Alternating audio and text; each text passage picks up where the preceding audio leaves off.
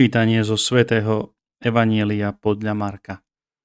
Jeden zo zákonníkov pristúpil k Ježišovi a spýtal sa ho, ktoré prikázanie je prvé zo všetkých. Ježiš odpovedal, prvé je toto. Počuj, Izrael, Pán náš Boh je jediný Pán. Milovať budeš Pána, svojho Boha, z celého svojho srdca, z celej svojej duše, z celej svojej mysle a z celej svojej sily. Druhé je toto. Milovať budeš svojho blížneho ako seba samého.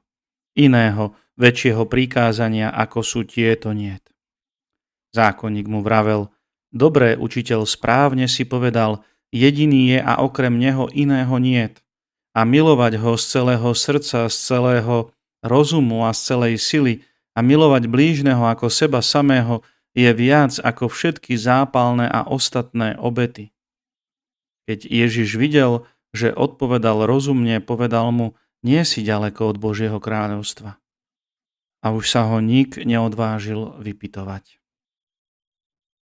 Počuli sme slovo Pánovo.